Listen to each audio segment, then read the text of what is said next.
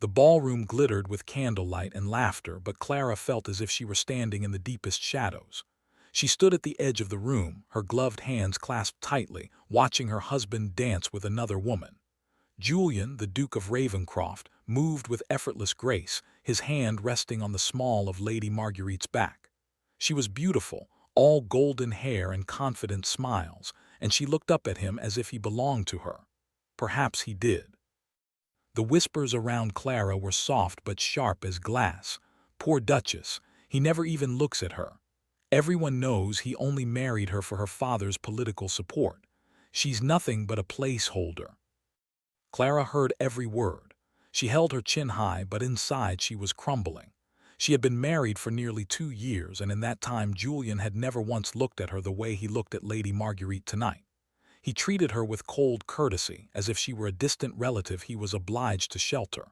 She had tried so hard at first. She had written him little notes, left flowers in his study, worn the blue gown his housekeeper mentioned he liked. He had never noticed.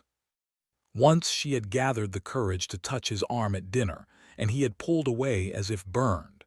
That night she had wept into her pillow, muffling the sound so no servant would hear.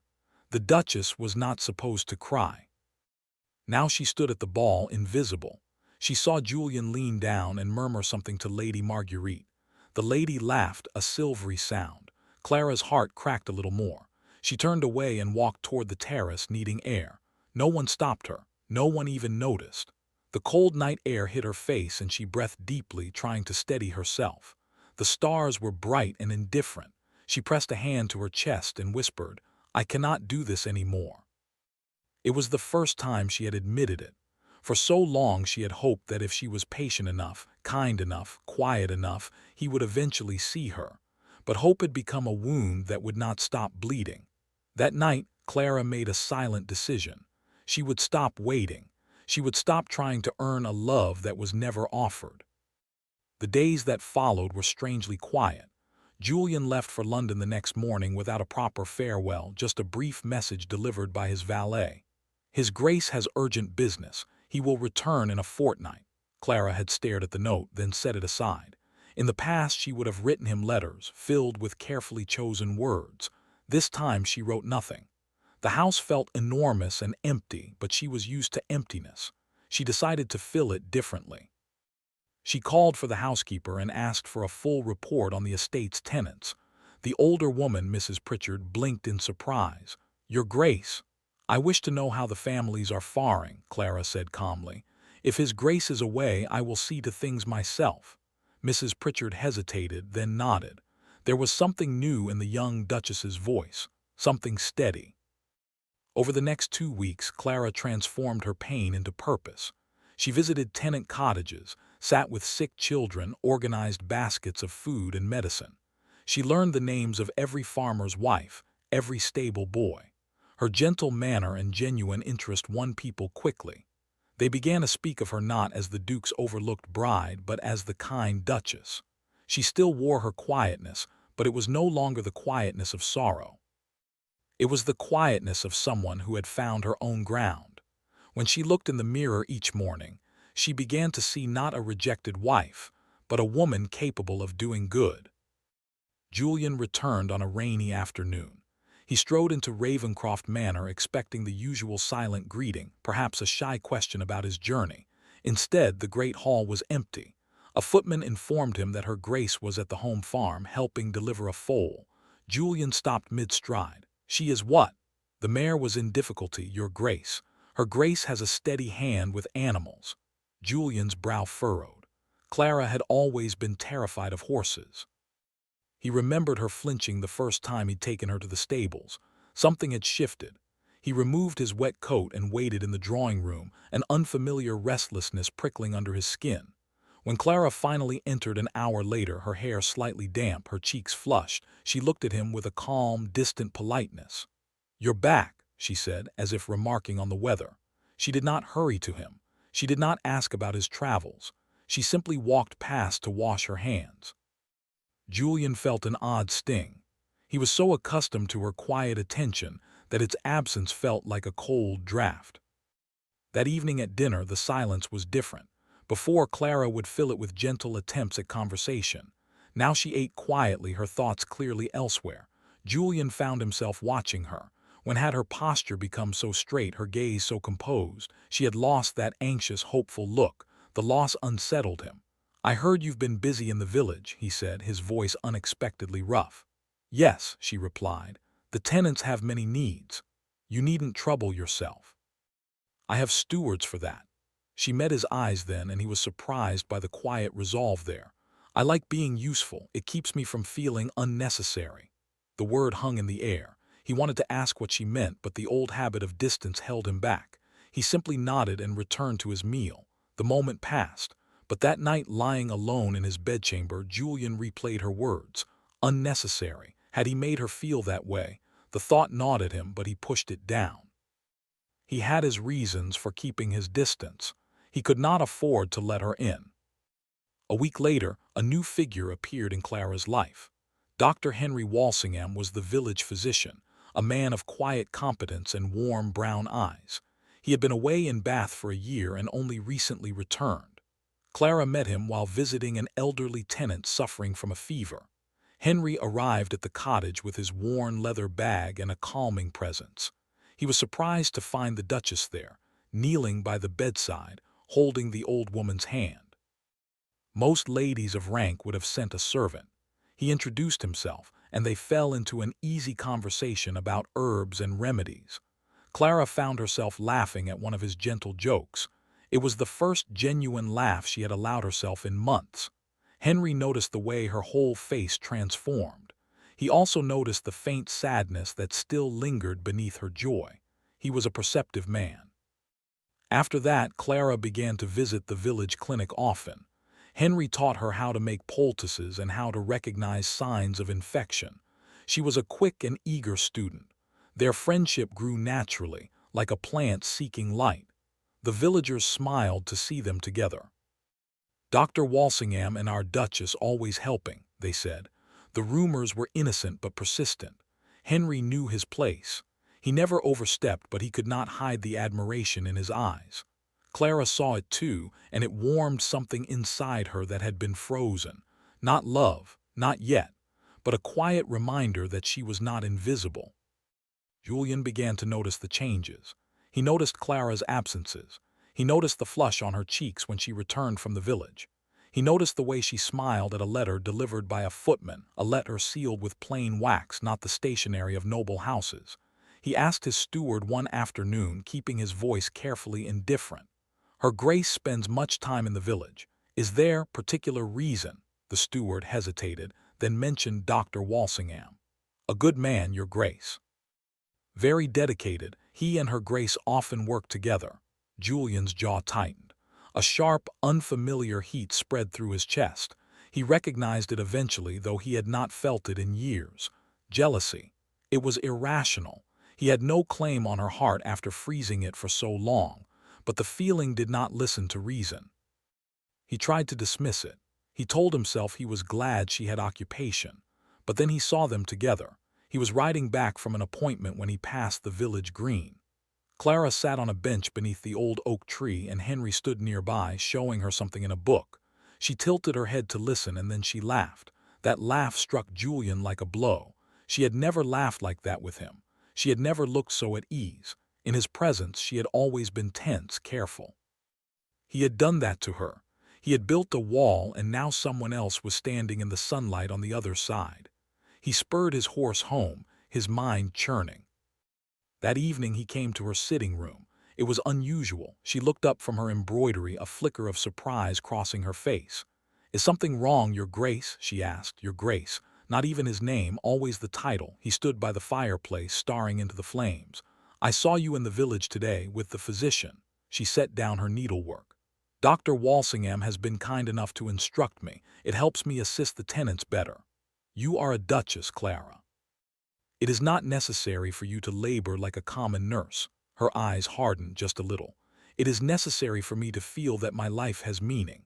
The words were quiet, but they cut deep. He turned to face her. "Your life has meaning. You are my wife." She gave a small, sad smile. "Am I? I thought I was a name on a marriage contract, a hostess for your dinners, a silent presence in your home. I did not think I was a wife." The silence that followed was heavy. Julian felt a strange panic rising in his throat. He wanted to say something, but the words would not come. He had lived behind armor for so long that he had forgotten how to speak without it, so he did what he always did. He retreated. "You misunderstand," he said stiffly, and left the room. Clara watched him go, and the last fragile thread of hope inside her finally snapped. She would not beg, she would not chase. She would build a life for herself, even if it meant living it alone in a crowded house. The following weeks brought a new distance, colder and more deliberate. Clara stopped attending the formal dinners when Julian had political guests. She sent her polite regrets, claiming fatigue, and instead spent evenings reading in her private parlor or writing letters to her sister. Julian found himself sitting at a long table filled with dignitaries, his wife's chair empty, the conversation hollow. Everyone noticed. Lady Marguerite, who often visited as a guest of his aunt, was seated close to him, her perfume cloying. "The dear Duchess is unwell again," she murmured with a practiced pout. "Such a fragile thing." Julian's hand tightened around his glass. He realized he no longer enjoyed Lady Marguerite's company. Her beauty seemed artificial, her laughter calculated. He saw her now as a reminder of a past that had left him bitter. Long ago she had toyed with his affection and then accepted a wealthy marquis, only to return as a widow, expecting his attention. He had let her linger out of apathy. Now it felt like a mistake. One afternoon, Clara received a letter. It was from her father's old solicitor. Her heart beat faster as she read.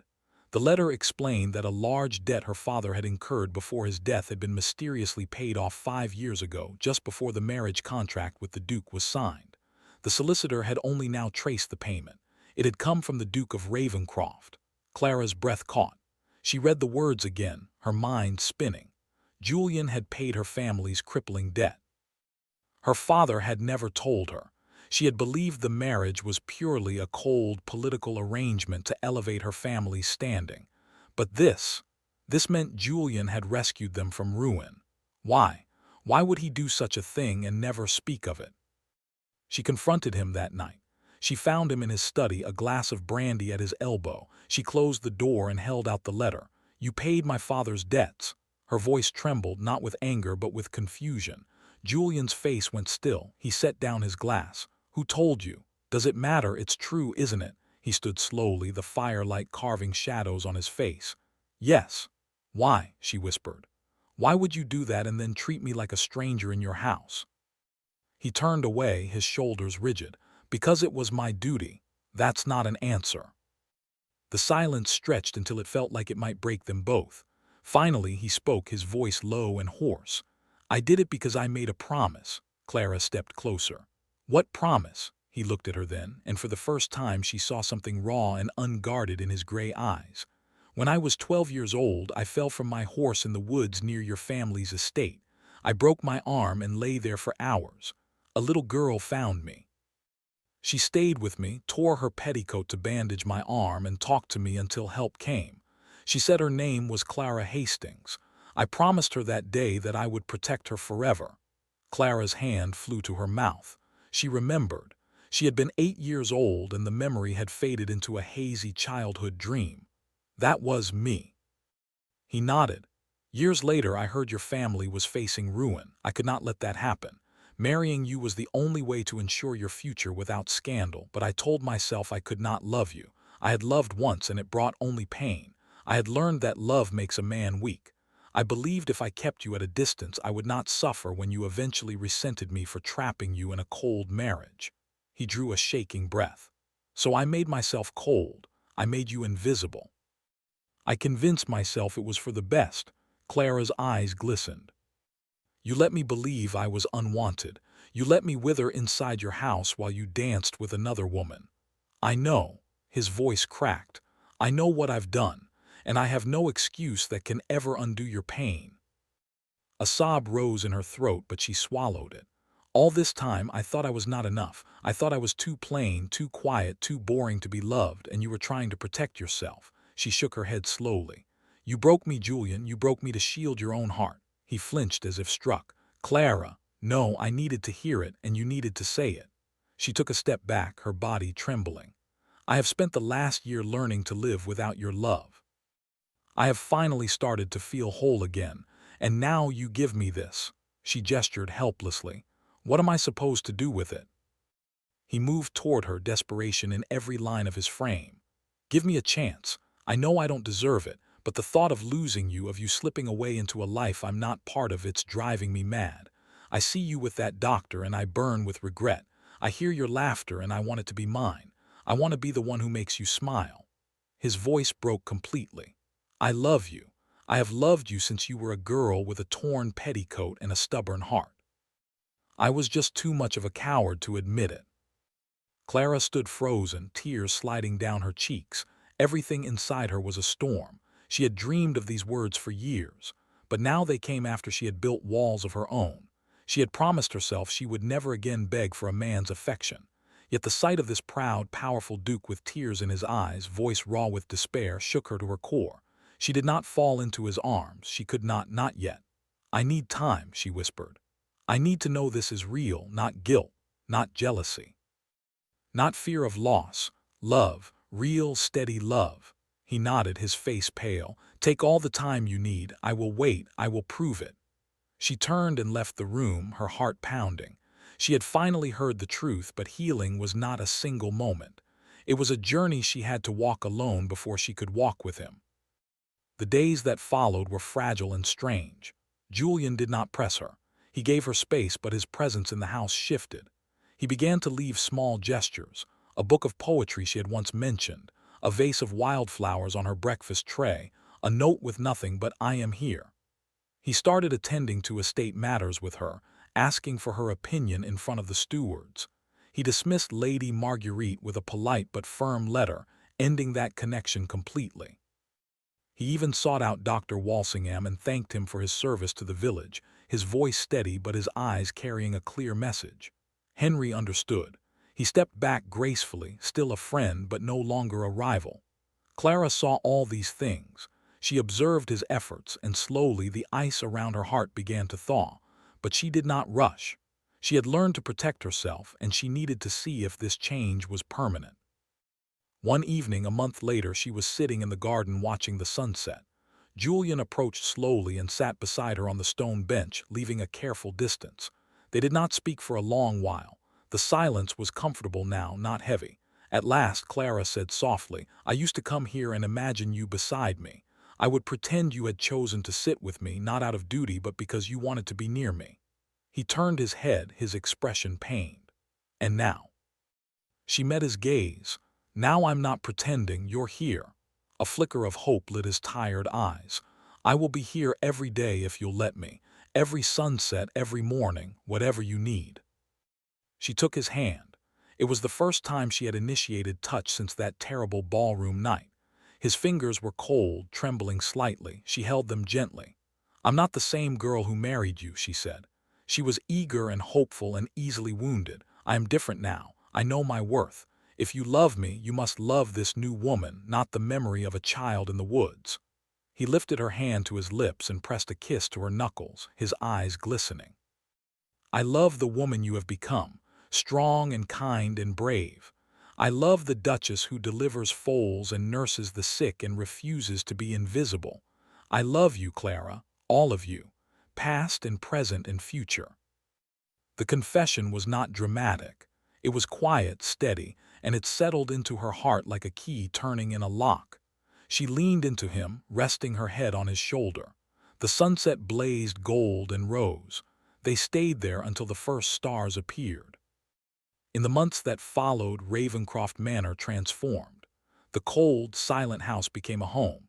Julian and Clara worked side by side, hosting gatherings that were warm and genuine, supporting tenants, building a life of shared purpose. The whispers in society turned from pity to admiration. The Duke and Duchess of Ravencroft, have you seen them? So devoted.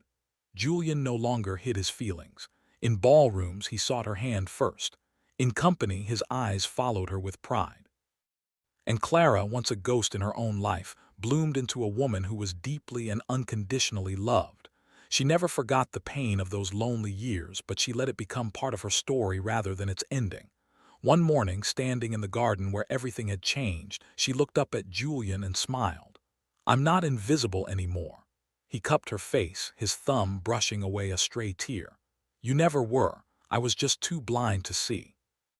And in that sunlit garden, surrounded by roses she had planted with her own hands, Clara knew she had finally come home. Not to a place, but to a heart that had waited for her all along. The love she had once begged for had returned to her, not as a gift she had to earn, but as a truth she had always deserved. The last shadows of sorrow melted into the light of a future they would build together.